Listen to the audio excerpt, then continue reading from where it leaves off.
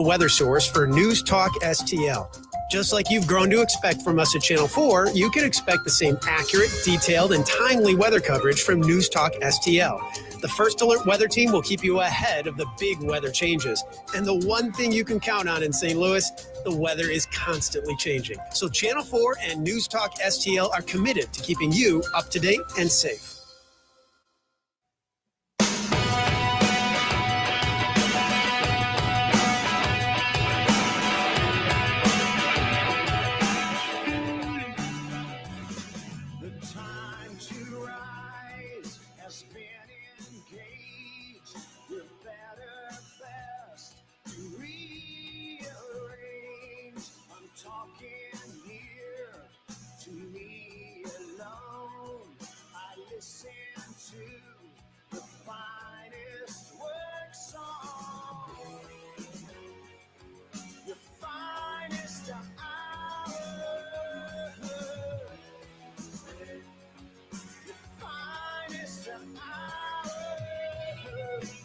Hello and welcome to Tuesday afternoon on Colombo Company on 101.9 and 94.1 News Talk STL. Lots going on today. Going to get you fully caught up on the latest surrounding the terror attack in Boulder, Colorado over the weekend. There's actually a lot of updates happening with that story. So we will get you up to speed completely. We have a major rash of stories today to talk about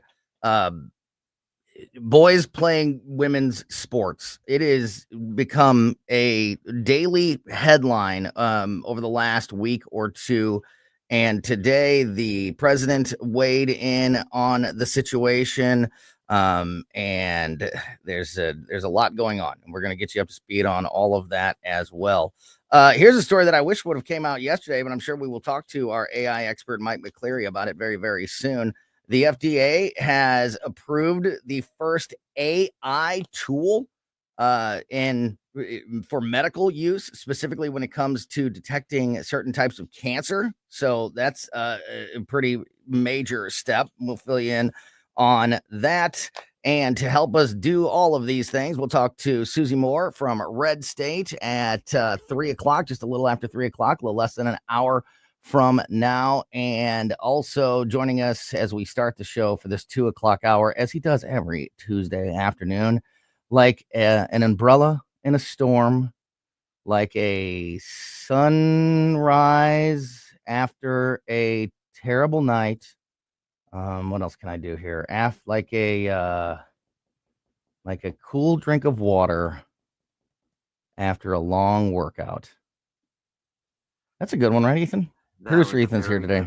That is a good one. I'm shocked you're coming up with the metaphors on the fly. On the fly. That is very difficult to do that. All for Crane Durham from nothingbutruth.com. Crane, brothers don't shake hands. Brothers got a hug. As Sergeant Holka was once described as the big toe on stripes, I must tell you that you are my big fish. Thank you, buddy. I love you too. I love that picture, by the way. So the fish, the actual fish. Yeah, that they posted on the station's Facebook page. It's over the weekend. I caught a really big fish. I'm going to brag a whole lot about that fish. Actually, that's one of two very big fish that I caught over the weekend at the lake. I was down there for the NBA awards. We talked about this yesterday. Big congratulations again to Jamie Allman and our very own Jim Modulin taking home two awards for News Talk STL this year at the Missouri Broadcasters Association Awards Banquet. And it was at the lake, and I was down there for that banquet and took advantage of being at the lake and did a little fishing over the weekend and had some big success. And you can go to the News Talk STL Facebook page if you want to see that fish, and tune into the Bluff City Outdoors show this Saturday at 11 a.m. to hear me brag about it for sure. Fantastic. Yeah, and that'll be a much happier discussion than, unfortunately, all of this crazy news that we need to discuss today.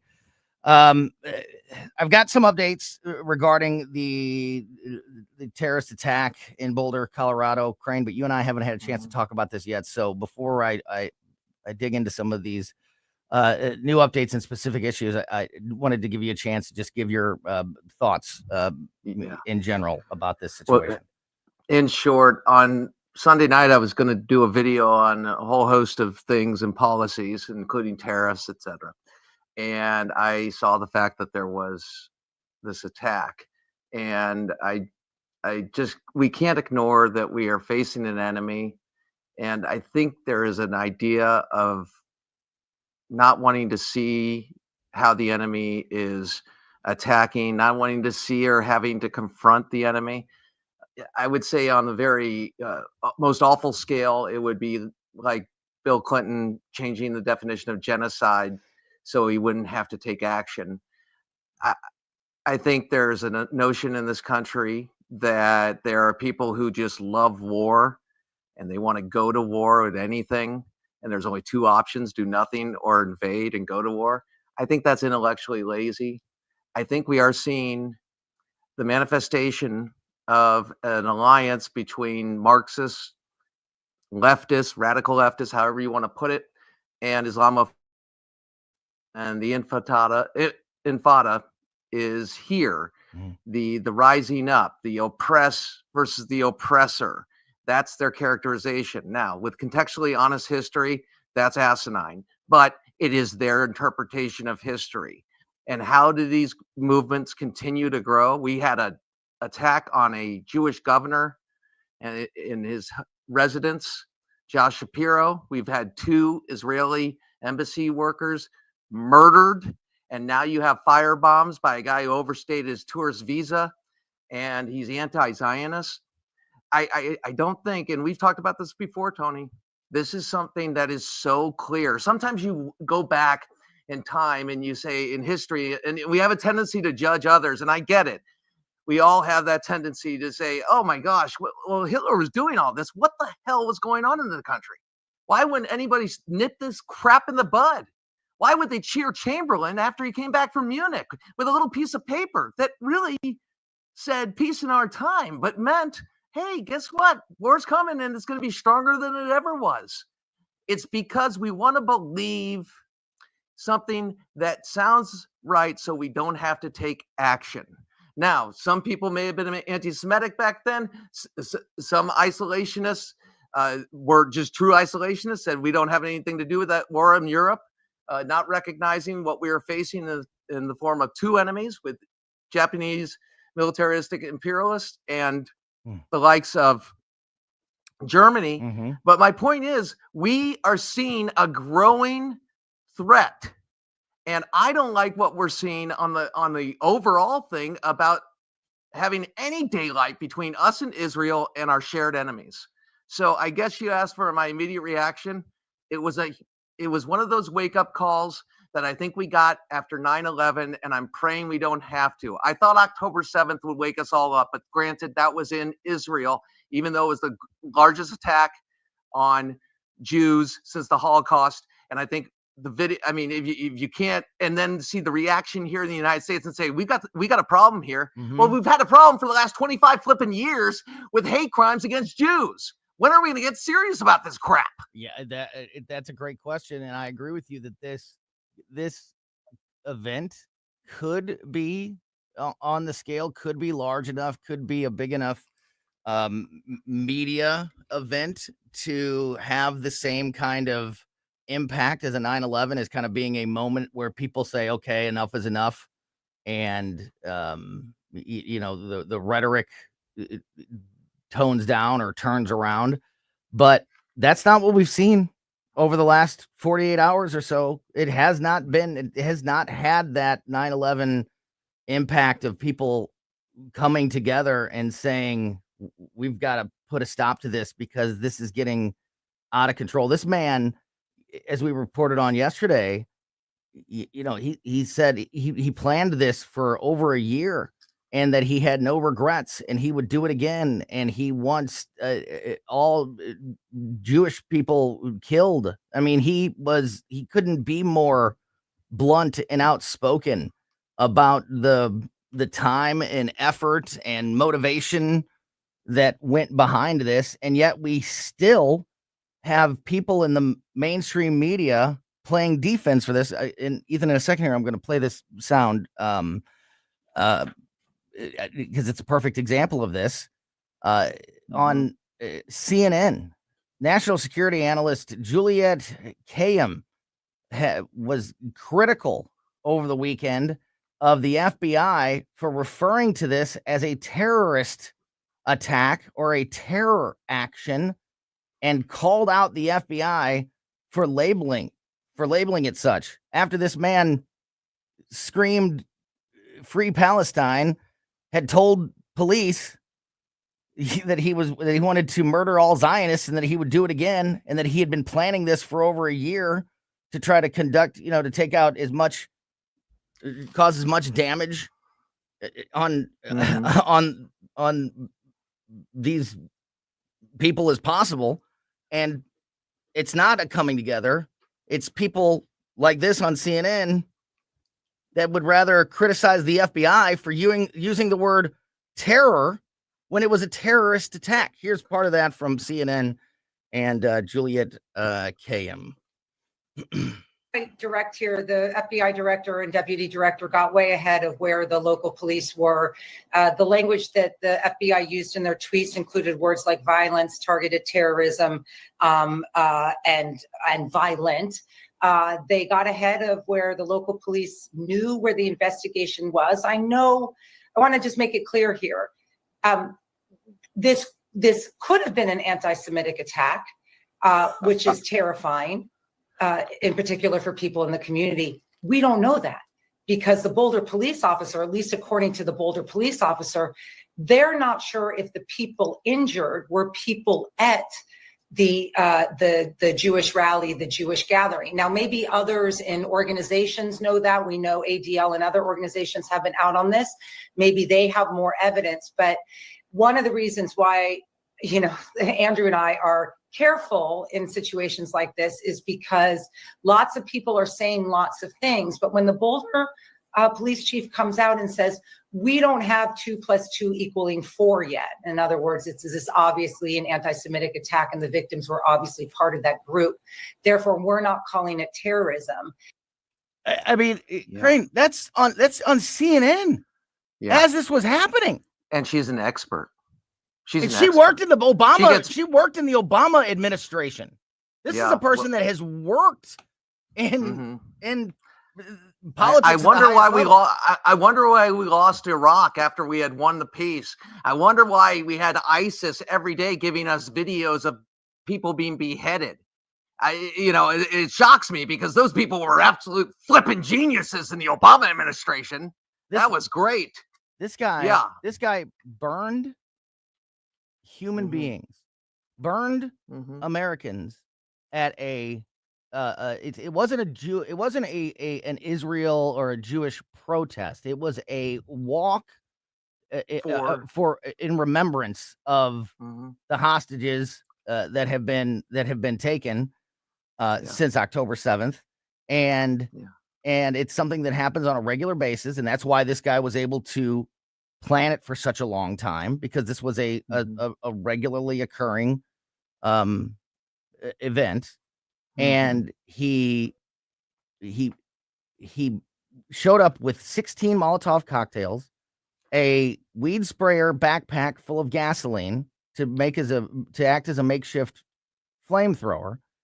And this woman on CNN is angry at the FBI for using the word violent. What? That's what they're reporting on in the hours following this. She said the FBI is using words like you just heard it. They're using words like violence and violent and terror. Like, what? How else do you describe this, CNN? And how is this your how is getting out that message, the message of being critical of the FBI for using the word violence after this attack, how is that your priority while you're covering this? Well, the mayor of Chicago called and he wants to make her police chief. No, the idea is that they really turned a blind eye to carnage, and it is especially awful when they talk about terrorism and they seemingly don't know the definition of terrorism when violence is used to forward a political ideology or intimidate or otherwise or harm to forward that ideology. The ideology is free Palestine, or basically, hey, let's push the Jews into the sea. And after that, we can go after America. Now, what we are seeing here is willful blindness of the first order. And Andrew C. McCarthy coined that term after 9/11, but really what we saw after 1993 and just the way we were handling Islamofascists. Bottom line, we are sitting there and we're having debates of, hey, you shouldn't say that. You shouldn't say what's right in front of you.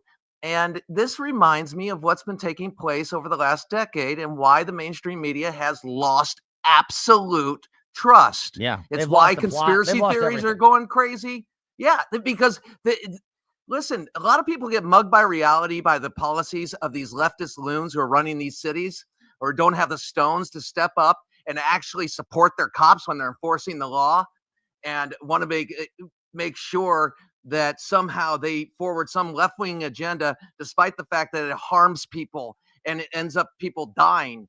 This is what we're seeing.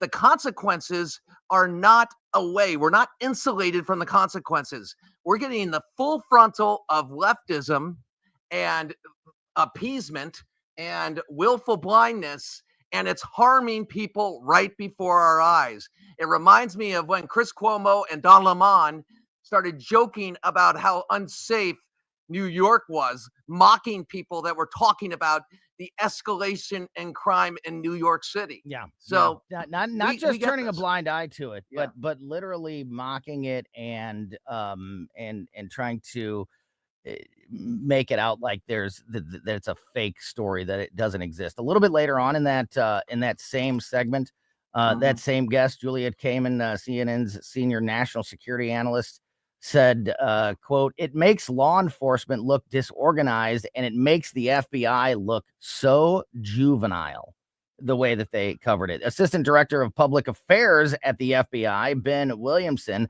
posted a response to CNN on social media saying, quote, "The guy shouted free Palestine while throwing firebombs at a crowd of Jewish people. We correctly referred to an investigation of terrorism. We'll continue to do so, and we have zero interest in what either of these CNN guests have to say. Kick rocks." Good for him. We're talking to Crane Durham from nothingbuttruth.com. We've got some more updates for you, including the attacker's family. Soleimani's family has now been taken into custody by the Department of Homeland Security. So we'll update you on that and more as we continue the conversation with Crane Durham next here on Colombo and Company. Like Steve McQueen, I made the motor scream and it was loud. Follow us on Rumble at News Talk STL. This is 101.9 and 94.1. I have to tell you, if this is how they're going to behave, I'm rethinking my position. News Talk STL. We've hit that time of year where you're probably spending more time outdoors than indoors. But even so, when you come inside, you look around and you want to make sure everything is nice. You want to make sure it's up to date. If you are in the market for new flooring, I have the place for you. It's Michael's Flooring Outlet. They are a locally owned and operated family business for more than 30 years, so you know you can count on them. I've used Michael's in the past. I had a really good experience with them, and you will too. If it's variety you're looking for, well, Michael's has it. They have everything from carpet to hardwood, laminate, ceramic tile, luxury vinyl, natural stone. Whatever you may be looking for, Michael's has it. Plus, you know with Michael's, your installation is going to be done right the first time because it's being done by the experts at Michael's. With Michael's, you get the best combination ever. You get great quality and great value. So if you're ready to look at new flooring, go to Michael's. You can shop in store at one of the 3 locations, on Olive and Creve Coeur, on Town Square in Darting Prairie, or on Main Street in St. Peters, or you can shop in the comfort of your own home. Just go online to igotfloored.com. That's igotfloored.com. Start your summer with a weekend showdown. Shohei Ohtani and the Los Angeles Dodgers roll into Busch Stadium June 6th through the 8th. Be there Friday for a cool new promo, the first ever Cardinals neck fan. Perfect for hot game days.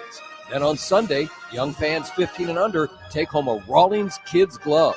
It's a weekend of big matchups and big giveaways. Get your tickets now at cardinals.com/promotions. This is Mason Wynn, St. Louis Cardinals for the Loop.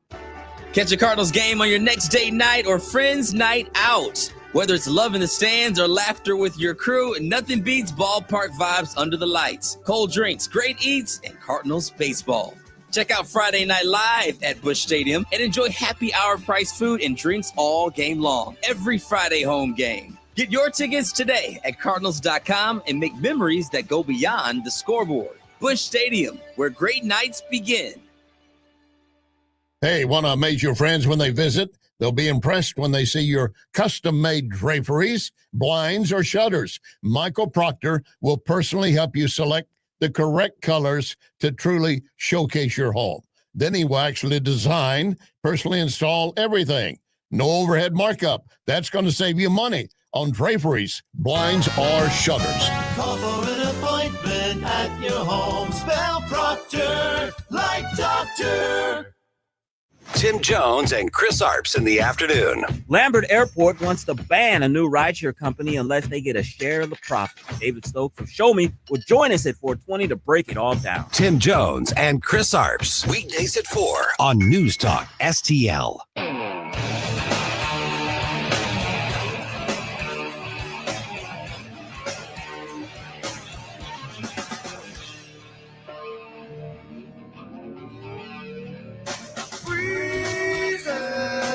Welcome back to Colombo Company on 119.94 News Talk STL. I am Tony Colombo in studio today with producer Ethan. Still, Ponticus is out today, but we'll be back soon. Also on the line with us is Crane Durham from nothingbutruth.com, getting all the latest news surrounding the terrorist attack in Boulder, Colorado, including breaking news from just a little earlier this afternoon.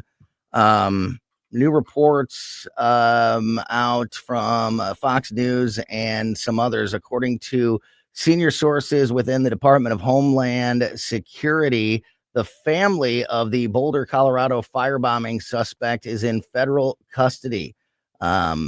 The wife and 5 children of 45-year-old Mohammed Sabri Solomon were taken into custody. And according to sources familiar with the situation, they are reporting that the family is being processed for expedited removal from the country. Crane, what do you think of that? Well, I think it's a good start. And the way of taking care of somebody who should not be here on a tourist visa, overstaying the visa, I understand. I guess that would be his family as well. And the other part to that is I truly believe that somebody cannot do this in a vacuum. Anybody who knew this man, unless he had no friends whatsoever, you can kind of see the behaviors or something about this. Somebody had to have a red flag. I mean, what I haven't seen it. I keep looking for reports for stories about when we learn about his social media postings, if he has any, because if we learn anything from history after many of these, mass attacks, these tragedies, we find out that the perpetrators have very often been pretty, explicit on social media about what they're thinking and what their plans are. We know that he told this to the police in his interviews when he was taken into custody. We know that he planned this for over a year. He waited for his daughter to graduate from high school because he wanted to experience that. He wanted to be there for that before this happened. So this was as premeditated and meticulously planned as it could possibly be. That doesn't mean that he put signs out or red flags out publicly or on social media, but in most cases like this, that does exist. So we will see if any of that information comes out. But yeah, and more to your point, Crane, real quick. Sorry. No, not at all. You're good. Yeah, I think you mentioned the confusing immigration status with this guy who was originally here on a tourist visa that expired. Then he asked for an extension for a work permit, which he was granted, but also expired. So I don't. There's a lot of questions that I have there. So did he come over here on vacation and then took a job, apply for a work permit? And his daughter's graduating from high school. That sounds like a pretty permanent life situation, not somebody who was here as a tourist on vacation and then suddenly needed a work extension. I mean, there's a lot of questions that I would like answered in that regard as well. Absolutely. And different protections apply for American citizens, of course. And we all recognize that. Here's something that nobody really wants to talk about. And I guess I'm going to bring it up because I think I'd be remiss if I did not. When there is Islamic terrorism against anybody, but against Jews, I always think of, let's say, we know the vast majority of Muslims are peaceful. And in the United States, they're patriotic. Get it? No doubt, right?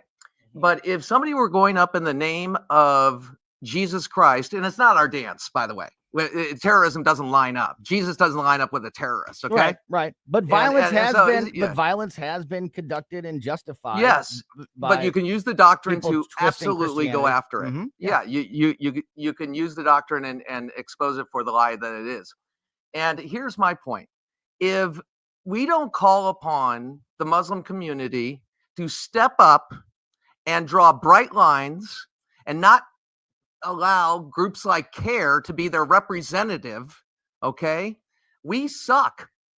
Yeah. Because we're really not being honest. Listen, the truth is. I don't think that's an extreme position to take because that is exactly what we would call on Christians to do as well. Yes. We wouldn't. Yes. If somebody conducted some terrible action on behalf of Jesus and they are some kind of, they're somehow twisting their religious beliefs to justify what they're doing, we would expect the Christian community to condemn that action and call that out. Absolutely. And if they didn't, that would be weird. So it's not just remove the double standard. That's not an extreme position at all to think that it should happen, with a different religion. It should play out exactly the same. Remove the double standard. That's the biggest problem because there's so many double, triple, quadruple standards. It's just a different rule set for everybody. It's a different rule set for Christians. It's a different rule set for men. It's a different rule set for the coverage of stories. Female athletes. It's a different, you know what I mean? Like everybody's got their own set of rules according to the mainstream media and the progressive left.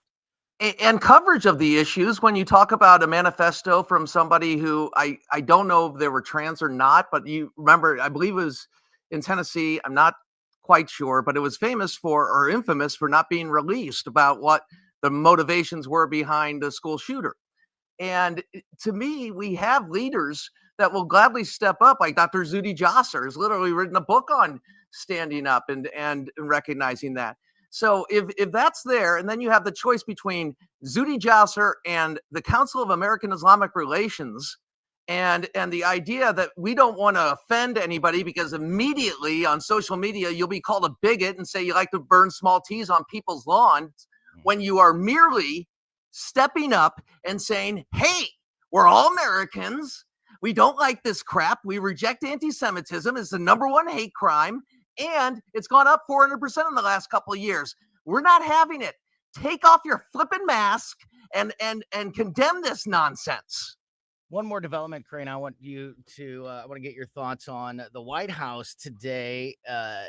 Pinned the blame for Sunday's attack on the Biden administration. Caroline Leavitt in the press briefing today at the White House said, quote, "This tragedy is a sobering reminder of the consequences of the Biden administration's failed policies." She went on to say, quote, "He overstayed," talking about Solomon, "filed an asylum claim and was given a work authorization by the Biden administration. Instead of deporting this heinous individual, Joe Biden's administration allowed him to stay in our country and work. President Trump sounded the alarm over these reckless Biden policies for years because this is the predictable result of letting anti-American radicals and illegal immigrants to pour into our country. What do you think of the White House's statement on this? It's why President Trump's approval rating is going up. And I've got a lot of problems with some policies and the way he's responding to things of the president. But when it comes to the issue of immigration, 96% drop. It reminds me of how he took care of ISIS. ISIS just, we took care of them. That was the huge problem. And we took care of them. He got zero credit for that. And I see immigration seeing this time and time again. You know, the reason we don't have a strong debate over immigration, and this wasn't solved a little while ago, when by Democrats who were saying the same things as Republicans when it came to building a wall, etc. It's because these jackasses, these sophists are more concerned with poisoning the debate with charges of racism than they are saving lives. And I think we've all just kind of had enough of this. We've gotten to the edge and we jumped the shark 20 years ago, and it has a deadly cost. And thank God we get people standing up for the victims saying, hey, guess what? Your policy is in place. This would not have happened. My daughter or my son would be alive if it wasn't for your policy. This was needless, and you did it. And when you were confronted on it, you pulled out the BS, pardon me, bunny stew of racism. And it's tired and it's harmful. This has a very deleterious effect to the republic, big time. You know, I want to slightly change the subject here, and obviously we'll continue to keep an eye on everything happening coming out of Boulder, Colorado, and keep you updated if anything else happens. But you mentioned earlier, Crane, you know, like maybe this could be the turning point, and maybe what snaps some people back into common sense. I stated earlier, and I played that sound from CNN that would say that that's not what's happening. But I talked about this story a little bit yesterday that maybe is an indication that it is. The country has not forgotten, or it seems to be in a position where we are holding the Biden administration and the people that were in charge, you know, that it's seemingly allowed so many of these things to happen. They are starting to get held accountable, at least according to recent polls and comments being made in the media and social media, including against former Vice President Kamala Harris. The big debate around Kamala has been, is she going to run for president again, or is she going to run for governor in her home state of California? And as I touched on this story yesterday, but as a quick reminder, there was an event, a California Democratic event in California over the weekend. There were reports made about this event by both the New York Times and the New York Post, where they interviewed multiple California Democrats, and none of them had a good thing to say about Kamala Harris or the idea of her becoming governor in their state. This is I think the most damning quote from Amanda Day, who is a delegate from Merced, California. She told the Post that her support for Harris in the 2024 presidential election didn't automatically mean she would support the former VP for governor should she choose to run. Day said, quote, I liked her as a presidential candidate, but that was a different job. Coming back to California is a whole other story. She has history here. One, it calls out, it exposes this politician, Amanda Day, of being the most gigantic hypocrite on earth, saying like, yeah, I supported her for president. I thought she could do that job great. I don't want to run in this state, though. We know exactly how it happens when she's in charge, and we don't want anything to do with that. But yeah, I thought she should be president. So that is a joke out of this California Democrat. But also, I mean, and like there's many quotes here from Democrats that were posted by the Post and the Times covering this event over the weekend of these Democrats saying that they do not support the idea of Kamala Harris running for governor in California. So I think that says a lot about the baggage and reputation and popularity of the people that were attached to that Biden administration. I think a random Walmart greeter would be a better candidate than one Kamala Harris. Totally agree. All right, we're talking to Crane Durham from Nothing But Truth and the Nothing But Truth Facebook page. Before we wrap things up with Crane and check in with Susie Moore from Red State, I mentioned earlier that there is a lot of news surrounding the transgender sports issue, boys playing women's sports across the country. This is one that I've talked about many times. This is an issue that I will not let go of. It's a very hot button issue for me. I have a daughter who is an athlete. And you know, if she chooses to continue to dedicate herself to her sport, it could benefit her future. So it could be a big part of her life. So women's sports is a big issue for me and many others. I know Crane, has history of coaching athletics. So I know this is a big issue for you. So we're going to talk about these, and I'm always going to talk about these stories whenever they come out. And the fact is that there just happens to be a whole lot happening at once. So we're going to talk about them next with Crane Durham here on Colombo and Company on 101.9 and 94.1 News Talk STL. Live and local. Way to be, guys. 101.9 all the way. This is News Talk STL. I am home. Yesterday afternoon, we had our buddy Dave Sylvester from the Gutter Pros in studio with us. Great conversation. If you missed it, go back and check it out on the podcast. The team at Gutter Pros has been very busy out there. You know, we've had a lot of severe weather in the St. Louis area over the last few months, and that is where a local, trustworthy, fantastic team like Gutter Pros can be so helpful for your home, for your business. Gutter Pros, of course, has everything covered with your gutters, whether it be new gutter installation or gutter repair, but it doesn't stop at gutters with the Gutter Pros. They are also your number one team for siding repair or siding replacement, fascia, soffit, all of those things.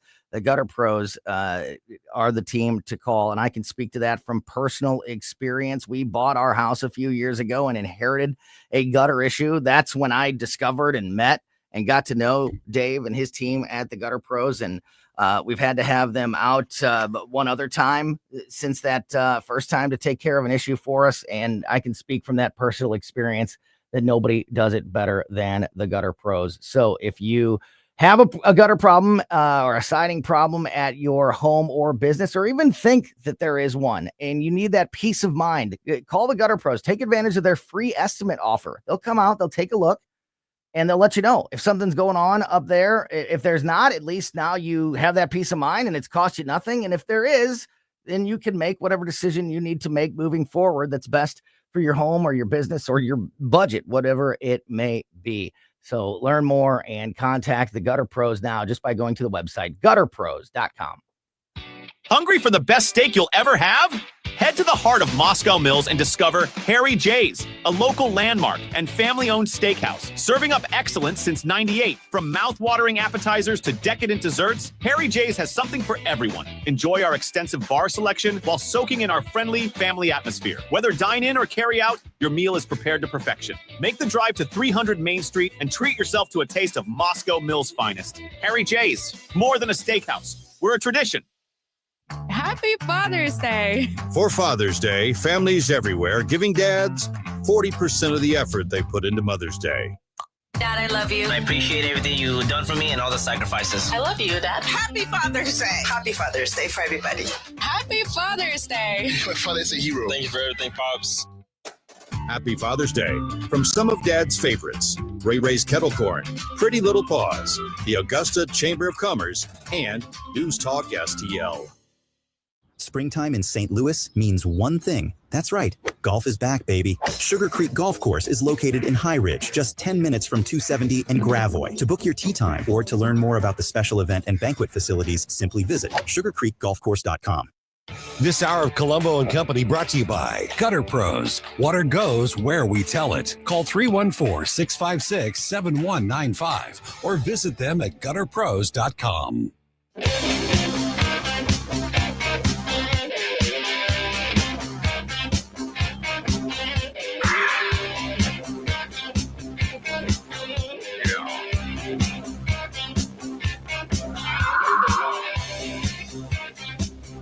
Welcome back to Colombo Company on 119.94.1 News Talk STL. Got a few minutes left here with our buddy Crane Durham from nothingbutTruth.com and the Nothing But Truth Facebook page. And we're going to, at 3 o'clock, catch up with Susie Moore from Red State. As I mentioned before we let Crane go, Crane, you're, not only a world famous journalist and broadcaster and news reporter, but also quite the athlete and coach. So with that athletic background in mind, I know that this is a very important issue to you as well. And, as I just mentioned, and people have heard me, like I said, I don't care that I'm beating a dead horse on this one. I will continue to do so as the parent of a female athlete. And even if I wasn't, this would be something that I would be very passionate about. But there are multiple stories and headlines surrounding boys playing women's sports that are making news right now. I'll just touch on a few of them, and then I want to get your thoughts on these things, Crane. One is headline: high school girls stage protest after trans athlete wins second straight track championship, state track championship. In this case, for the second straight year, Veronica Garcia, a senior boy at East Valley High School in Spokane, Washington, took home the girls' 400-meter 2A state title on Saturday. There were people protesting his participation at the meet, but it didn't end there. When students came back to class on Monday, many high school girls decided to take matters into their own hands. Numerous girls from Tumwater High School in Tumwater, up there in near Spokane, protested during school hours with a large banner. They walked out of class and had multiple signs, including a large banner that read, "This is not a walkout. We are not going anywhere." Garcia, who ran the race in 55.70 seconds, won the state championship, the girls' state championship, by over a full second. That time would have put him in last place in the boys' meet, even in the preliminary rounds.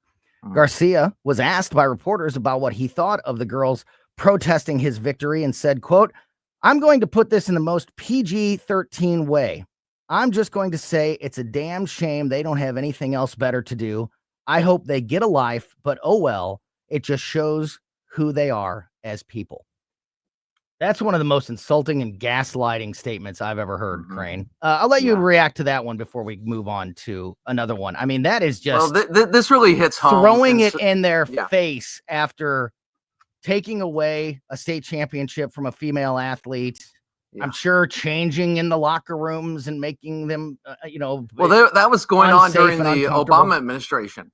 This traces back to the Obama administration about having boys and girls locker rooms, and the behavior of Eric Holder during that time just was awful. But here it is in a nutshell. I think back, and I think as you all are listening, the greater audience, and first and foremost, Tony, I want to say thank you for covering this, because I know a lot of people shy away from this stuff, and I just applaud you on many different levels. But think back to what mattered in your childhood. It's one of those things in sports that you can work toward. I remember that I had a dream of winning state my senior year of high school. And I was, I had really never applied myself, and I was a bit chunky and all that. And so I got in shape and all that. And my dream was to get to the state finals and win. I lost in the finals. Wow. And I can only imagine how my team competed as well, which we enjoyed it and it was great. but how we would have felt if we were basically trumped by some pro player coming in and taking over. And you said high by school, the way, right? You said high school? Yeah, high school. So And you get to the state championship game and you're playing against an NCAA collegiate athlete, and you have no chance. That would and the guy, incidentally, the guy who beat me played 4 for Georgia, but I digress. He's a great player. I thought I had him. It was 6-4. I digress. It's still not on my mind. Okay, let it go, big guy. Come on. Still fire in the fight. So understanding this and understanding this is a big part of your kids, your children, your boys and girls' life when they apply themselves and work hard in sports, where a lot of times we can just boil it down to hard work can trump a lot of things and dedication. And what gets me about this, Tony, is you are empowering mentally ill people and their parent enablers to screw the system over and to give a big Heisman to people that are looking for some semblance of fair play. And this is the ultimate fair play. That's why people get so upset in sports. They go, politics, and people are going to screw each other over this way, this way, this way. But in sports, it's supposed to boil it down to an athletic contest where you're using your mind and dedicating yourself. And you have a lot more control over that. And it's hurting people. And it's a culture of empowering the mentally ill. And it's sick and it's wrong. At the cost of women and girls all across the country that are having spots taken away from them, athletic achievements taken away from them, but also being told to keep their mouths shut when it comes to expressing uncomfortableness or not feeling safe, having to be in bathrooms that's so and locker huge. rooms, and just telling thousands of women and girls that have been in this situation or others that are afraid of it, like, don't ever speak up against this. Keep your mouth shut because your feelings don't matter. If you don't, if you feel unsafe or you feel uncomfortable or this isn't fair, that doesn't matter because you don't matter. This other person does. I mean, it's a disgusting, disgusting message. There's another story out about the fastest female pitcher in the history of the state of Minnesota, female softball high school pitcher. Another boy who is racking up championships and records in the state of Minnesota. Tim Walls' estate, by the way. Tennis legend Martina Navratilova recently spoke out against another situation happening in an Oregon high school where these girls at a track meet there refused to share the podium with a transgender athlete, with a boy athlete, and we're getting called out by the media and Democrats in that area. And Martina Navratilova came to the defense of these girls. And President Trump has even reacted this week on social media, on Truth Social, saying that that funding suspensions and fines could be heading towards states that continue to allow this to happen. So, I don't like, you'll never hear me, Crane, endorse or advocate for government interference in most things. But this is an epidemic across the country, and I think an example of where the president should step in. Your thoughts? And boys and girls, just about a minute, by the way, Crane. Yeah, girls who are playing sports. It is when your daughter or family member or somebody you're coaching is playing, you really, really go, and there's so many things they have to deal with. Have to deal with this, and to be attempted to be basically roasted by the mainstream media and others and bullied. It's just sick. It's sick. And hopefully there's got to be deterrence here. There's got to be a way to enforce the code. I don't know what part of the soul these people have to bury, but it's very deep. Crane Durham from NothingButTruth.com, the Nothing But Truth Facebook page. As always, buddy, I can't thank you enough for your time and thoughts on all of these issues, and look forward to talking to you again soon, my friend. Thank you. Love you. Back at you, buddy. Love you too. All right. We are going to continue the conversation with our friend Susie Moore from Red State, redstate.com. Susie is an attorney and our legal expert here on Colombo and Company. And the Supreme Court just heard a couple of cases surrounding the Second Amendment and so-called assault weapon bans. We'll get you a full update and Susie's thoughts on that and more next here on Colombo and Company. As you know, Vincent's is not just my favorite jeweler. Vincent's is my only jeweler. And I was in recently looking at lab-grown diamonds. These are not glass. They are actual diamonds, but they cost a fraction of a natural diamond. You can check them out at vincents.com, or better yet, see these lab-grown diamonds in person. You're going to be amazed at the beauty and the price. Vincent's Jewelers, vincentsjewelers.com. To have a roof over your head, a nice roof over your head, is very important. That's Rick talking about his experience with Rhino Shield ceramic coating. We got Rhino Shield 18 years ago, and they're very cooperative on getting us the right paint. They're in and out and done in no time. Once it was finished, looked great. We were very happy with it. The main reason Rick called Rhino Shield is because it's backed by a 25-year transferable warranty. We've watched a lot of people get their house painted 3 or 4 times, and we haven't had to do any of it. I don't know about you guys, but I don't want to have to paint it every 5-7 years. Take a tip from Rick and put down the paintbrush and call Rhino Shield for your free evaluation. 877-25-RHINO.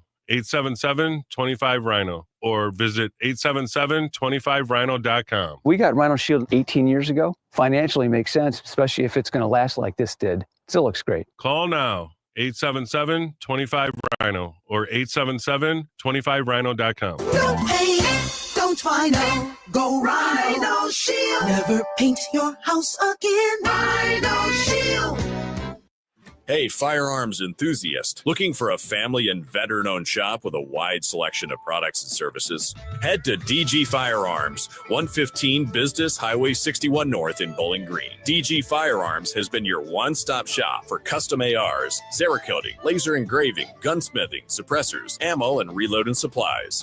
DG Firearms, 115 Business Highway 61 North in Bowling Green, and online at dgfirearmsllc.com.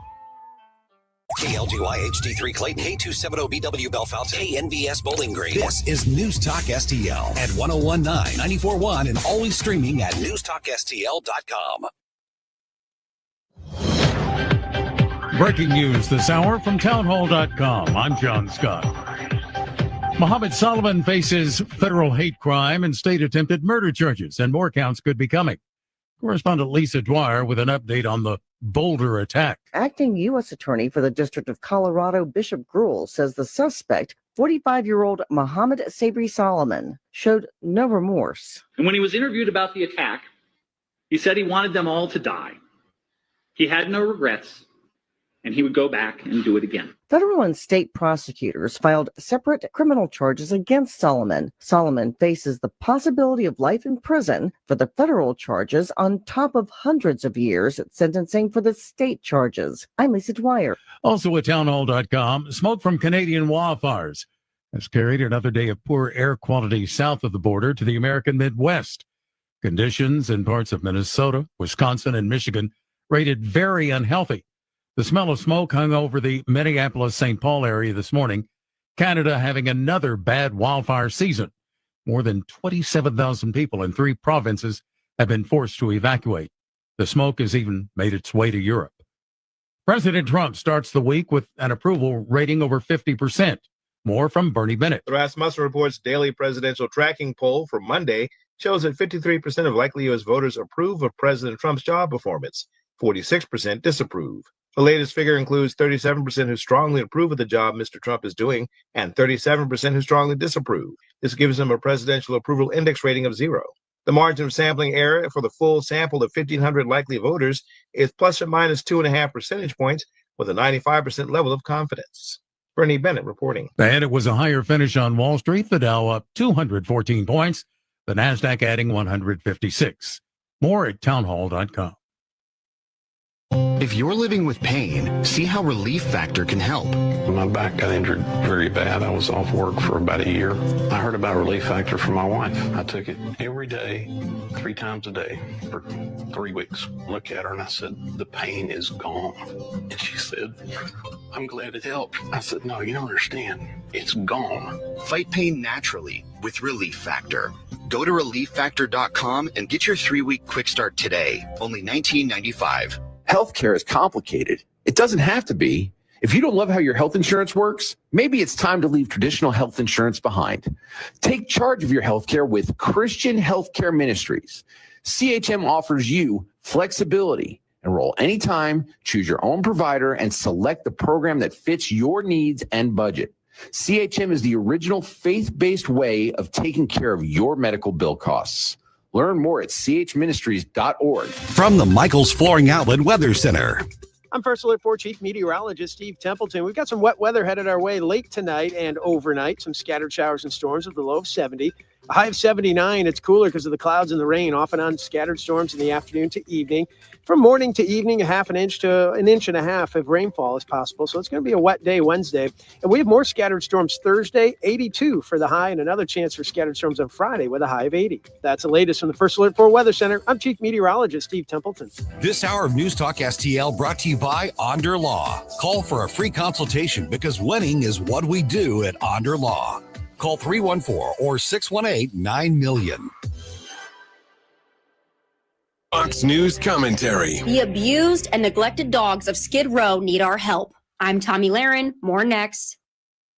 No one wants to leave behind stress for their family. That's why a trust or a will is so important. Without one, your assets might go to the wrong people or leave out loved ones. Also, probate is long, expensive, and often avoidable with a revocable trust. Trustandwill.com makes it simple to create a personalized estate plan. A trust or will provides clarity and peace of mind. Get 20% off on your estate plan documents by visiting trustandwill.com/radio. With several LA area animal rescues to bring awareness to and end the abuse and neglect of dogs on Skid Row. Not only are the dogs living on Skid Row subjected to daily animal abuse at the hands of drug-addicted homeless people, I am distraught by images of dogs locked in wire crates under tarps in the heat in total darkness with no food or water. This treatment is against the law in LA, but you'll be shocked to know the enforcement, especially on Skid Row, is light to none. Police have been called. LA Animal Control has been called. Nothing has been done. These encampments in LA are a free-for-all. The homeless do whatever they want and get away with dang near anything, including animal abuse. Governor Newsom said he's going to crack down on encampments, but there's no enforcement. And I'm sick and tired of the homeless getting away with everything in LA. It's a free-for-all. It needs to end. I'm Tommy Lahren. If you find yourself feeling out of place in the world, it's comforting to know conservative values haven't been abandoned everywhere. Thanks for being my voice in all this. This is News Talk STL. There are people out there that feel the way that I feel and say what I say. Welcome home.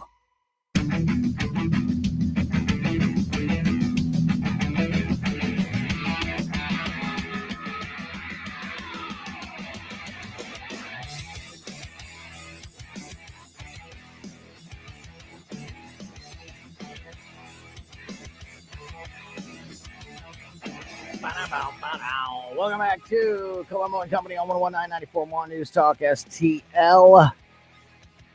Woo! Covered a lot of ground in that 2 o'clock hour with Crane Durham from nothingbutruth.com. If you missed any of it, make sure that you are subscribed to our podcast. We put the show out as a podcast right after we get off the air every day on every podcast platform. So wherever you typically get your podcasts, just also make sure you're subscribed on that platform to Colombo and Company. And you'll never miss anything that happens here on the show, including our conversation with the great Susie Moore from Red State, redstate.com, Red State Radio, which you can hear every Sunday afternoon here on News Talk STL. And, of course, every Tuesday at 3 o'clock right here with us. Susie, as always, thank you for your time, my friend. Well, thanks for having me. You bet. So I want to...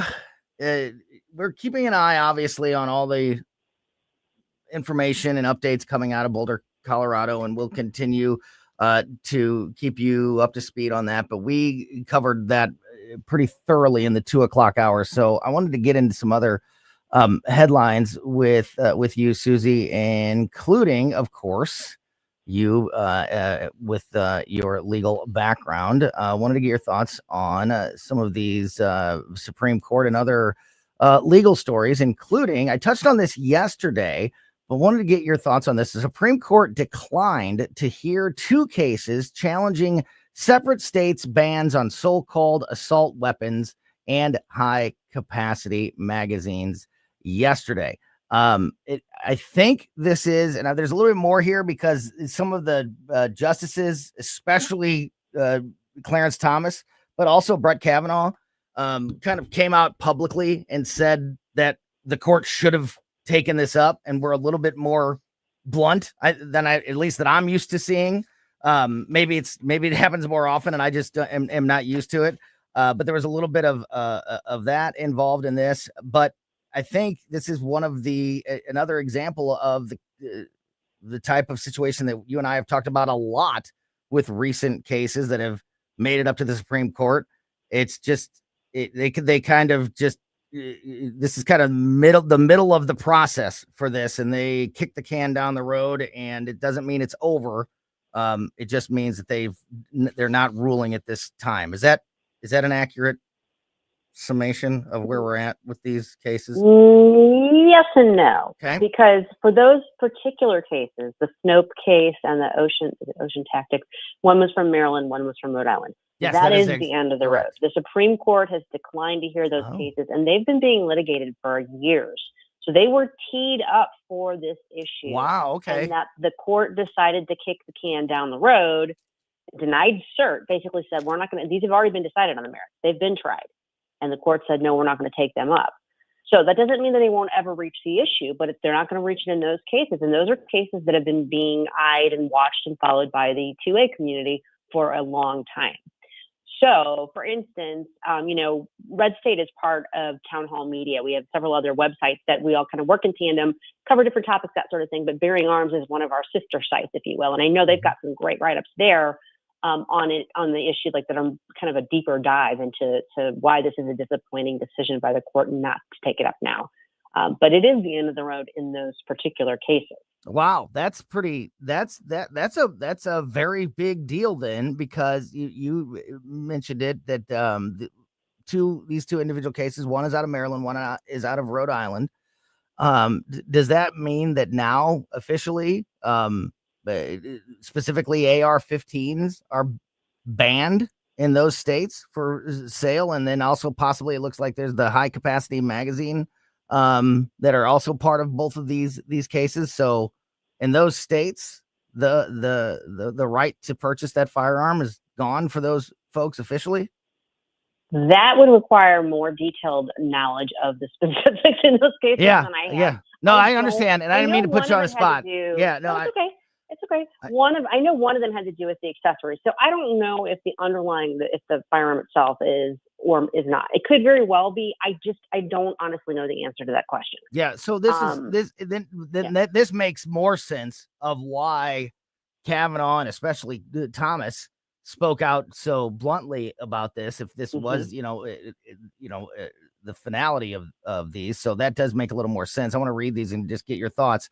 While the court declined to take up the issue in this case, Justice Brett Kavanaugh stated that, quote, "In my view, this court should and presumably will address the AR-15 issue soon." Justice Thomas was more blunt in his aggravation. He wrote, quote, "I would not wait to decide whether the government can ban the most popular rifle in America. That question is of critical importance to tens of millions of law-abiding AR-15 owners throughout the country." So Kavanaugh alludes to that in his statement there, quote, "The court should and presumably will address the AR-15 issue soon." So while these particular cases in these two states are over with, I guess there's probably already active cases regarding this. And then also, would there ever be a federal ruling on something like this, or is this going to be decided by all 50 states one at a time? Well, you have for instance, laws passed by Congress, like the assault weapons ban that was passed in the 90s. Okay, that's an instance of a federal law, which is no longer in effect. But yeah, it could certainly face a challenge in that respect as well. And I apologize for not being as familiar with the specifics of these two cases. I just know that those two are gone. That doesn't mean there aren't other cases with a similar issue that are on the horizon. The disappointing thing here, from what I understand, is, these cases were cases that were already completely teed up. They'd gone all the way through the trials and on the merits. The other cases that are out there on the horizon, I mean, it may be another term or two before they reach the Supreme Court. So why they decided to kick it down the road now, I don't know. I mean, I think you can infer that Chief Justice Roberts wasn't, gung-ho to take it up right now, because he was probably the deciding factor there, but it's frustrating. I know. Yeah. And it's frustrating and it's confusing because, as you just pointed out, this is, finally, we know how long just legal cases take in general. So for these two to have gone through the entire process and finally gotten to the point where they were teed up and ready to go, for the court to pass on them, and then only to hear one of the justices afterwards say that the court should and presumably will address this issue soon, it makes you scream at the top of your, presumably will address. Well, this was your chance. Why didn't we do it now? And I know you don't have that. Might be go ahead. Be a little insight into sort of the conversations that were had behind the scenes by the justices.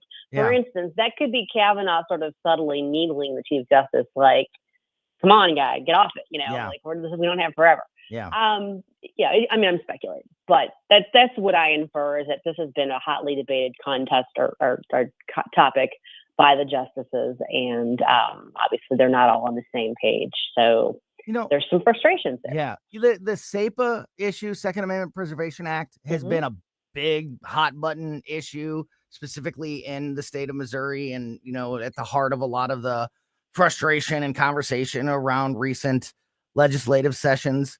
In your opinion, is states like Missouri, or just states around the country, enacting or putting into place legislation like Second Amendment Preservation Acts, the SEPA bills, things like that, is that a very prudent action to take in order to get ahead of these types of cases and these types of issues before something like this could happen in the Supreme Court? Or do you think that they are separate and don't really have any impact on each other? No, I think that they do have an impact. And the reason is, what those laws set up is the eventual legal challenge to determine, okay, who does federal law preempt state law here? Does the supremacy clause come into play? It has to do with the way, the relationship between the state and the federal government. And you could kind of look at it, I mean, like a flip side argument that I've seen thrown out there at times is, for instance, sanctuary cities. Jurisdictions that have said, we're not going to enforce federal law and we're not going to, turn over illegal aliens to ICE, that sort of thing. And of course, people on our side of the aisle don't appreciate that, aren't big fans of that. But there are separate issues involved too. I mean, you've got the Second Amendment, which is right there front and center, and at the heart of the SEPA discussion. And I don't know how it's all going to shake out, but when you have a state enact a law like this, what that is doing long term is setting up a situation where there is basically a showdown at the OK Corral, if you will, and the courts, presumably eventually the Supreme Court, are forced to reckon with it. Yeah, and that is a really important thing to remember that you mentioned there. It's not every issue is apples to apples comparison, but there are very many similarities. And it's important to remember that when we're talking about any national issue that's very controversial, like the Second Amendment, or you mentioned sanctuary cities, you can't call for federal overreach and the federal government to step in to solve a problem when you're mad at a city for being a sanctuary city. Even though I 100% agree with you, you can't call for the federal government to step in, and then, on the other side of the coin, when it's a Second Amendment issue, make the argument that the federal government shouldn't have anything to say about this and to stay out of it. It's a state's issue, and the federal government shouldn't have anything to do with it. You can't, you have to be, you have to be careful, and consistent about, what you think should happen there. And again, I know it's not all apples to apples, but that is, I think, an important thing to remember. Susie, you have a story up at redstate.com about a Biden-appointed judge dismissing a tariff suit brought by the state of California against Donald Trump. Can you fill us in on that situation? Yeah, this is interesting because if you'll recall, last week there was this whole ping pong match going on in the courts about the tariffs.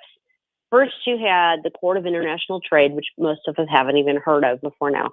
It is a federal court. How many judges' names have we learned in courts that we have heard and learned about over the last year? Yeah, it's such a good Nevertheless, it does sit there, and actually, it's in New York, and they oversee this type of issue. And they ruled that two different types of the tariffs that were initiated by the Trump administration were an overreach. They didn't comport with, or they weren't supported by the law that the administration cited to support them. So they said, nope, these are no good. And everyone lost their mind. And then on the heels of that, there was a district court judge in D.C. that ruled similarly. First, he said, because the Trump administration was like, this case belongs before the Court of International Trade, not before you. You don't have jurisdiction. He said, oh, no, I do. Here's why. And by the way, I agree with the Court of International Trade. I don't think you have the authority to impose these tariffs. And then that same day, the Federal Circuit, which is another appellate federal court, took the Court of International Trade ruling and said, okay, we're going to press pause on this. We're issuing a stay, which kind of indicates that they're not 100% sure the Court of International Trade got it right. So all that was going on last week within the span of 24 hours. Then this week, you have a judge out in California. The state of California sued the Trump administration over various tariffs and said, you're breaching the separation of powers, it's overreach, blah, blah, blah. The Trump administration said, hey, judge, we think this belongs before the Court of International Trade. We're moving to transfer it. And the judge said, well, I think you're right. I don't think I'm the one that's supposed to be deciding this. I think it does belong there. But kind of as a concession, if you will, to the state of California, said, all right, I'm not going to transfer it. What I'm going to do is dismiss it without prejudice. And then that allows the the state of California to immediately appeal the dismissal up to the Ninth Circuit. So there's all this procedural jockeying going on. It was interesting because this was a Biden appointee. Yeah. And she did acknowledge, hey, I don't think I have jurisdiction. I think this is a case that belongs in front of the Court of International Trade, which is what the Trump administration was saying. So she was kind of siding with the administration, but she also gave the state of California an out.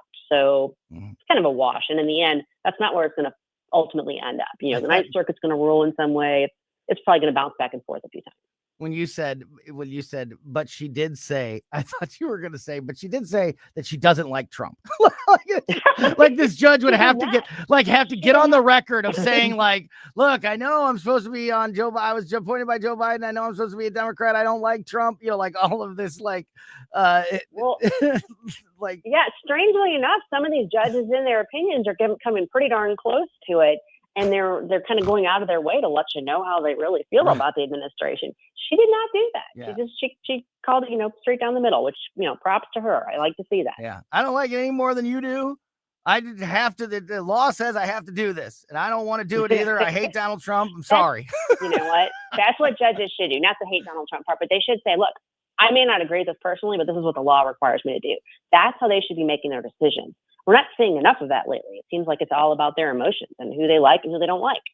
Yeah, absolutely. Yeah. Emotions is the right word. It seems to be deciding a lot of these court cases. One more thing, Susie, totally changing the subject, but wanted to get your thoughts on this. I mentioned earlier, this story is kind of 24 hours late because we talked to our AI expert, Mike McCleary from Intervine, every Monday afternoon. But I thought this was pretty fascinating, and everybody's got, I think, opinions on AI and how much it has crept into our lives, and I think how much more of a role it's going to play in every aspect of our life in the very near future. The U.S. Food and Drug Administration, the FDA, has just approved the first AI tool to predict breast cancer risk. This is the first time that an AI system has been approved by the FDA to be used in the medical industry, in medical treatments, in medical appointments and things like that. I don't need to get into all of the details here. I just wanted to get your thoughts on what you think about the idea of AI starting to be a part of possibly our doctor's appointments and medical appointments moving forward. And even, I mean, from a legal aspect or just a personal aspect, this is going to be a big part of the national discussion moving forward. It is, and I don't really know that I have a legal analysis of it, but from just my opinion on it, I think that AI can be an extraordinarily useful tool. I have seen anecdotal evidence of it being used, for instance, in reading various scans and determining test results and catching things that the humans missed. And not because the humans are sloppy or not well educated or trained, but just because humans are, we miss stuff. And it's a great tool, provided that it is used judiciously, I guess, and properly. And the thing that has me leery of it is, I will go to the law. I'll give you an example. There have been repeated situations, including one of the president's own former lawyers, Michael Cohen. You may remember him. Oh, yeah. Lawyers have been filing briefs with courts where they basically let the AI do the writing. And guess what? The AI generated fake cases as their case site. And then the courts didn't immediately catch it because it's well done. Right. But then when the judges were looking into it, they're like, this case site doesn't exist. This case doesn't exist. That has happened on multiple occasions. Yeah. And that so makes sense, because if you tell careful. AI, that makes sense. And you pointed out perfectly, Susie, that, you have to, it's a great tool, but it has to be used properly with the right guidelines.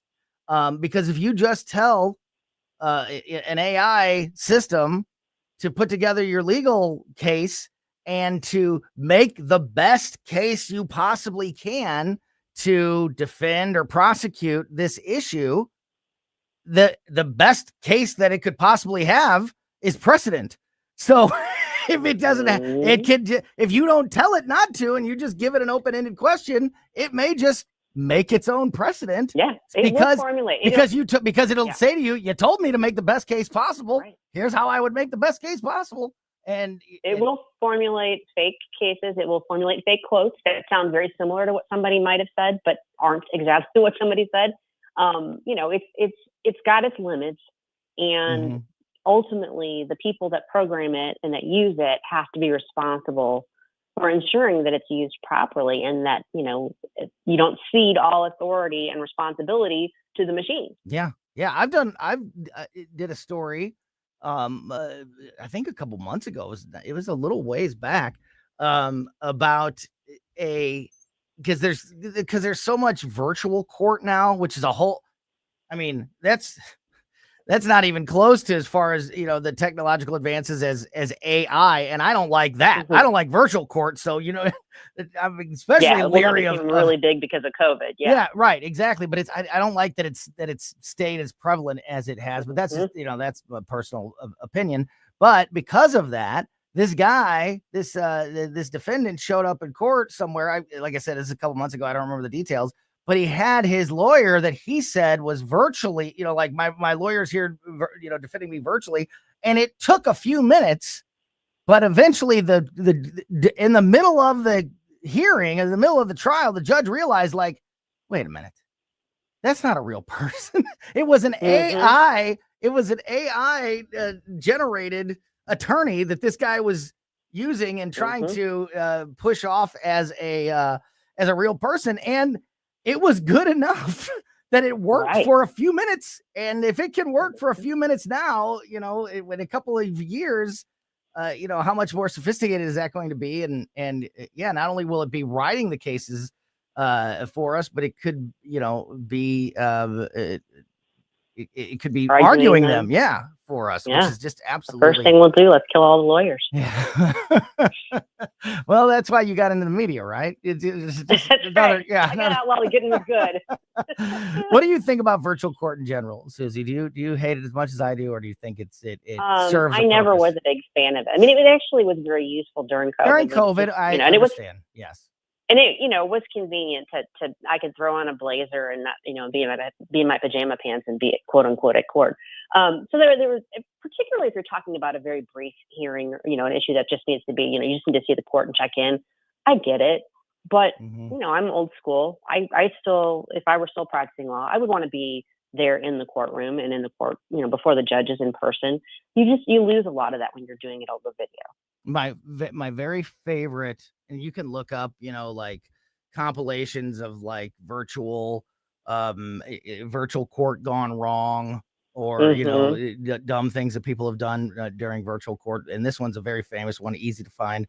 A guy who was in a hearing regarding his driver's license, which was revoked at the time, logs into virtual court while he's driving. And and he tells the judge he's like, "Are you here?" Because he had to, it was time. So he had, and the guy's like, "Yep, I'm here, Your Honor. I'm just pulling into this parking lot so I can give you my full attention." And, I apologize, but I'm parking right now and we can get started. And the judge literally looks at the attorney and is like, "Isn't this about his revoked license?" Funny that. Yeah, absolutely. Just what a bonehead. All right, great stuff. Susie Moore from Red State. Check her out at redstate.com. And of course, tune in every Sunday afternoon, 4 p.m. here on News Talk STL for Red State Radio. Susie, you're the best. Thanks for your time as always, my friend. We'll talk to you soon. Thanks, Tony. Have a great evening. You bet. All right, we're going to roll on here. We got a little bit more to go before we turn things over to the Tim Jones and Chris Arp show. It's been a heavy afternoon. So let's do this. Let's have a little Friday fun time on a Tuesday afternoon to wrap things up before we hand you off to the Tim Jones and Chris Arp show. We'll do that next here on Colombo Company.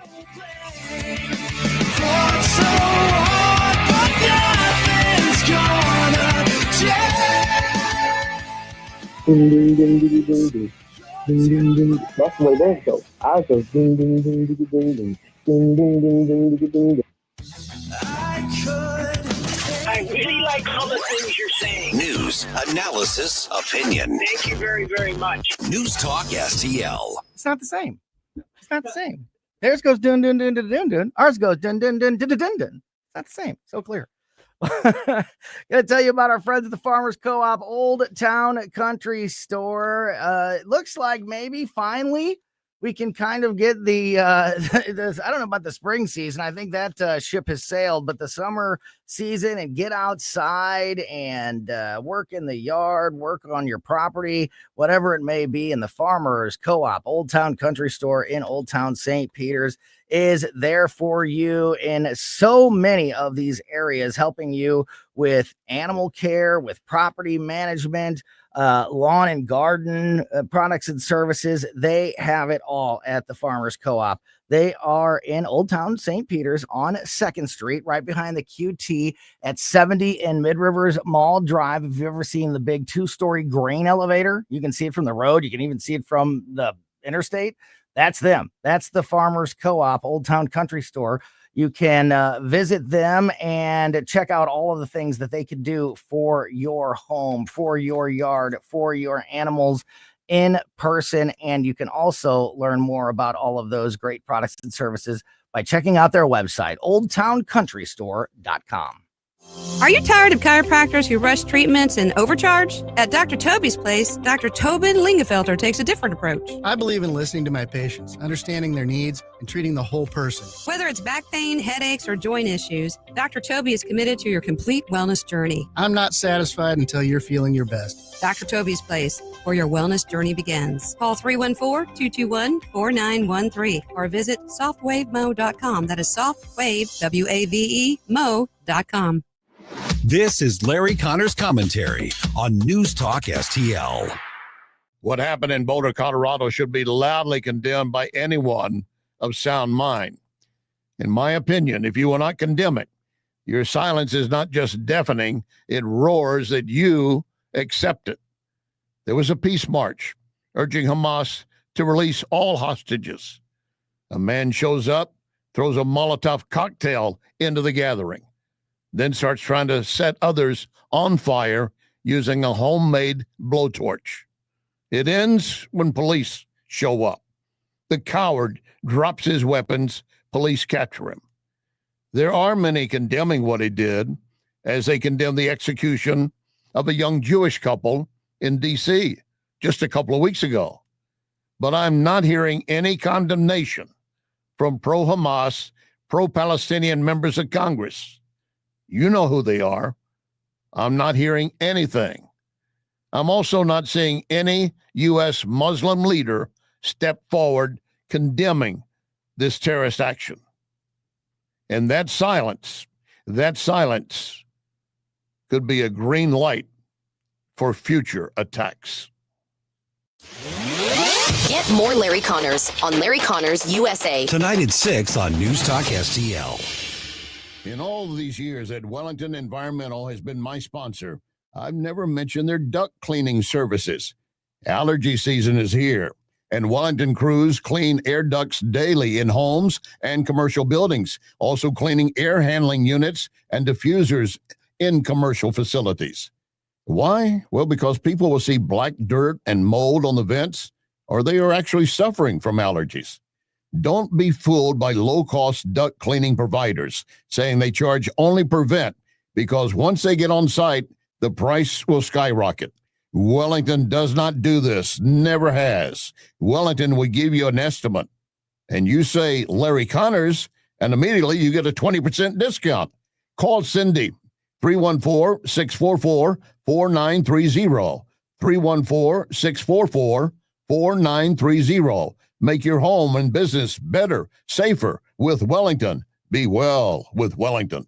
I'm Dr. TJ, owner of the Institute of Natural Health, co-owner of Optimal Nutraceuticals, and the host of Wellness One. Wellness One is designed to cut through the nonsense and provide you common sense, science-based information regarding health and wellness. On the show, we discuss topics like thyroid health, gut health, hormone optimization, and many others. Our show airs Saturdays at 10 a.m. and 2 p.m. and Sundays at 11 a.m. and 3 p.m. right here on Newstalk STL. And you can visit us at inhstl.com. That's inhstl.com.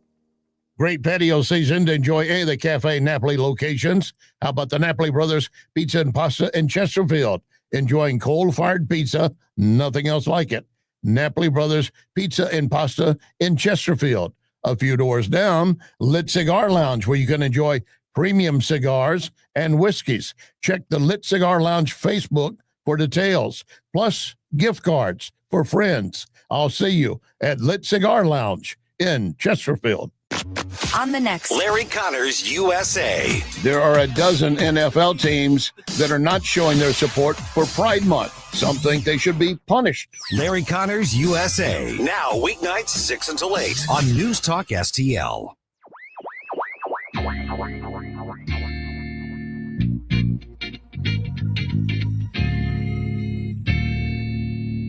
Welcome back to Colombo Company on 119.94.1 News Talk STL. Been a heavy show this afternoon. A lot of great information. Though, if you missed any of it, like I said earlier, make sure you are subscribed to our podcast, because it's the best way to make sure that you never miss anything that happens here on the show. We put the show out as a podcast right after we get off the air every day. It's on every podcast platform. It's on our website at newstalkstl.com. You can access our podcast through our station app, Newstalk STL app.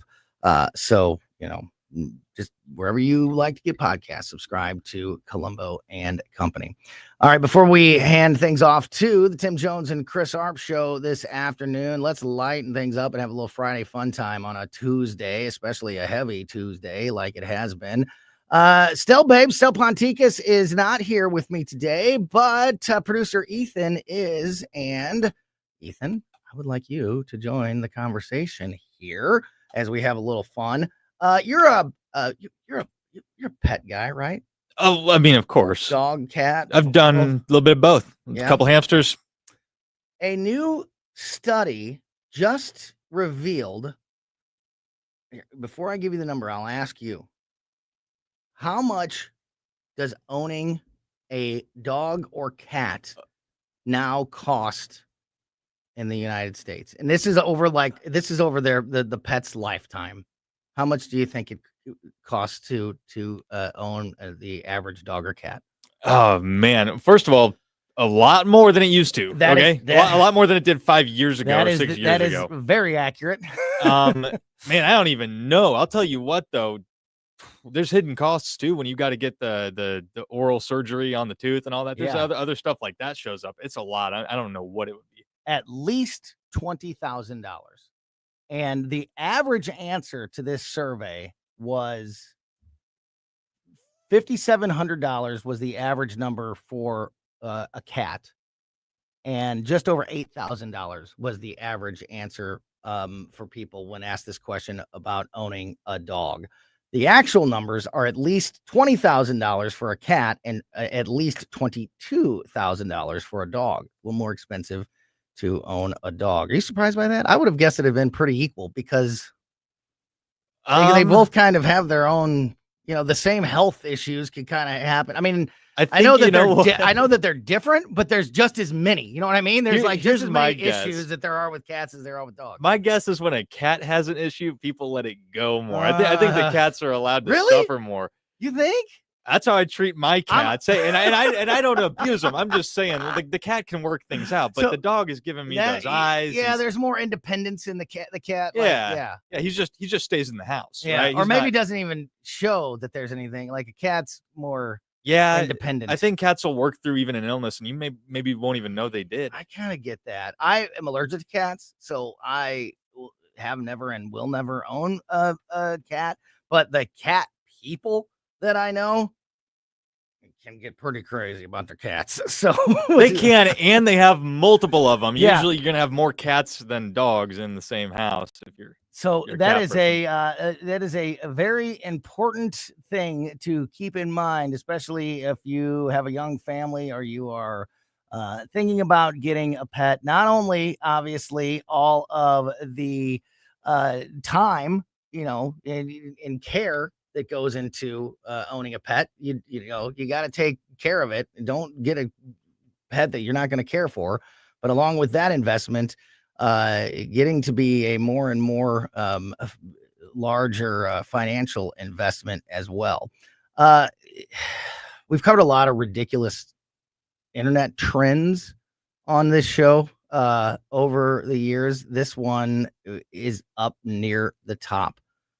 A new social media trend happening mostly in Asia and other parts of the world right now. It hasn't gotten to be as popular here in the United States. But it's coming. There are now companies that you can go to and pay $5 a day for like office space to pretend like you're going to work. So if you need if you need to fake having a job, which I do, you don't want to tell your significant other that you lost your job or you don't have it. And so you need to pretend, you need to put on the illusion of having a job. You can pay these places $5 a day. At least this example out of China, it's $5 a day to have a spot where you have a desk and if you want to, take pictures of yourself at work and things like that in order to put out to have the full presentation of having a job. Sometimes, why wouldn't how about take all that effort and just go get a job? Keeping up the lie is going to be hard, won't it? Exactly. It's going to be a lot of work to keep up the lie. So why not just take all of that work and get a job? That might be a little easier. But man, talk about some easy money for these places. Yeah, here, you want to just sit here all day? Just slap me down a $5 and we got you covered. All right, that's going to do it for us this afternoon. Colombo Company back tomorrow at 2. In the meantime, keep it here for the O'Reilly Report next, then the Tim Jones and Chris Arp Show here on 101.9 and 94.1 News Talk STL.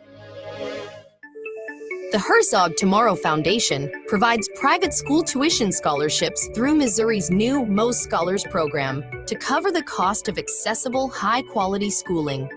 Hi, this is Myella Esser with the Herzog Tomorrow Foundation. Our private school tuition scholarships wouldn't be possible without the support of generous Missouri taxpayers.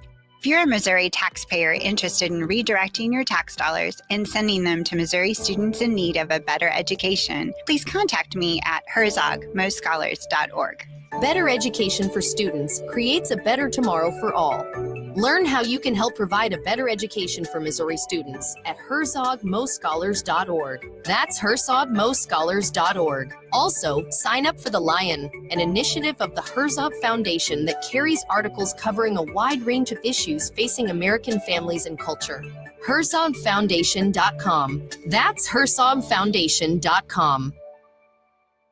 Tim Jones here. Being a recovering lawyer, don't call me for your legal needs, but you should call Todd Sivia and the fine folks at Sivia Law. At Sivia Law, they'll help you through all of life's transitions, providing you with legal services in the areas of estate planning, elder law, special needs, real estate, personal injury, and much more. Locations across Western Illinois and Eastern Missouri, including right here in Creve Coeur and Wentzville. Call Sivia Law today for any and all of your legal needs. 833-995-WILL. CiviaLaw.com, CiviaLaw.com. It's that time of season when families, businesses are moving. For local or long distance, I endorse McGuire Moving. Get a date set soon before the schedules are booked. 314-241-0600. 241-0600. McGuire is constantly giving back to our veterans, such as support dogs for our brave. So with McGuire, you're getting excellent service and helping our vets. McGuireMoving.com. Yo, this is Vic. All during the month of June, Vic for Vets is proudly honoring our veterans. Every weekday at 11:05, you'll hear about that day's honoree and their incredible service to our country. Hi, it's Ken. You want to nominate a veteran? Send their name, service information, and story to me, Ken, at newstalkstl.com. Brought to you by Best Buy Flooring, Patriot Heating and Cooling, and DG Firearms. Together, let's celebrate the heroes in our community, Vic for Vets, where honor meets gratitude.